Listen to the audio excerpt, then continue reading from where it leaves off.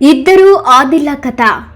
ఇద్దరు కశ్మీరీలే, ఇద్దరి పేరు ఒకటే. కానీ ఒక ఆదిల్ మతాన్మదంతో పాక్ ముష్కర ముఠాలో భాగమై స్వదేశీయులపైనే కాల్పులకు తెగబడ్డాడు. కశ్మీర్ ప్రతిష్టకి మాయని మచ్చల మిగిలాడు. మరో ఆదిల్ ఆ తూటాలకు ధైర్యంగా ఎదురొడ్డి నిలిచాడు. పర్యాటకులను కాపాడే ప్రయత్నంలో ప్రాణాలర్పించాడు. మొదటివాడు పహల్గాంలో పర్యాటకులపై దాడికి తెగబడ్డ 7 లష్కరే తోయబా ఉగ్రవాదుల్లో ఒకడైన ఆదిల్ హుసేన్ టోకర్ అలియాస్ ఆదిల్ గురి.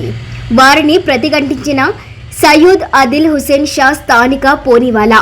కశ్మీర్ పర్యటనకి చెడ్డ పేరు రాకుండా అడ్డుకునేందుకు చివరిదాకా పోరాడిన అతని ధైర్య సాహసాలను దేశమంతా ముక్త కంఠంతో ప్రశంసిస్తుంది. 20 ఏళ్లు దాటిన ఆదిల్ టోకర్ స్వగ్రామం దక్షిణ కశ్మీర్లోని బేస్ బెహార్ ప్రాంతంలోని గురి.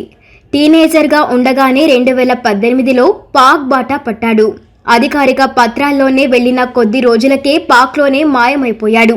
పాక్కు చెందిన నిషేధిత లష్కర్ తోయబా ఉగ్ర సంస్థలో చేరినట్లు నిఘా వర్గాలు గుర్తించాయి. తోటి ముష్కరులతో కలిసి 2024లో నియంత్రణ రేఖ గుండా భారత్లోకి చొరబడ్డట్టు నిర్ధారించుకున్నాయి. అప్పటి నుండి జమ్మూలోని దోడా, కిస్తేవార్ తదితర ప్రాంతాల్లో ఆదిల్ టోకర్ మారణ హోమం సృష్టిస్తూ ఉన్నాడు. లోయలో ఏడాదిన్నరగా జరిగిన పలు ఉగ్ర ఘటనల్లో కూడా అతని హస్తం ఉన్నట్లు తేలింది. పహల్గాం దాడిలో పాల్గొన్న 7గురిలో 5గురు పాకిస్తాను కాగా 2 కశ్మీరీ ఉగ్రవాదులు. టోకర్ వారిలో ఒకడిని దాడిలో చనిపోయిన ఓ వ్యక్తి భార్య నిర్ధారించింది. పోలీసులు తమకు చూపిన ఫోటోల ద్వారా అతన్ని గుర్తుపట్టింది. నా భర్త తలను తూటాలకి ఛిద్రం చేసింది ఇతనే. దాడి తర్వాత తోటి ఉగ్రవాదులతో కలిసి అడవిలోకి మాయమయ్యాడు అని వివరించింది. గుర్రాలను నడుపుకునే 30 ఏళ్ల ఆదిల్ హుసేన్ షాది పహల్గాం కర్కశ దాడికి వేదికైన బైసారాన్ మైదానాల్లోకి రోజు గుర్రాలపై పర్యాటకులను చేరవేస్తూ ఉంటాడు. దాడి వేళ తోటి స్థానికులెల్లా తనెందుకు లేమని అనుకోలేదు. ముష్కరాలు కేవలం హిందువులనే లక్ష్యం చేసుకుంటున్నా తనకు ఎలాంటి ప్రమాదము లేదని తెలిసినా ఊరుకోలేదు. తన వంటి వారికి జీవనాధారమైన పర్యాటకులను కాపాడుకునేందుకు చివరిదాకా ప్రయత్నించాడు.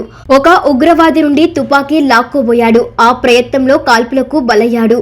3 తూటాలు ఆదిల్ ఛాతీని ఛిద్రం చేశాయి. తన పిల్లలందరిలోనూ ఆదిలే అత్యంత దయా స్వభావి అని తండ్రి సయ్యద్ హైదర్ షా కన్నీటి పర్యంతమయ్యాడు.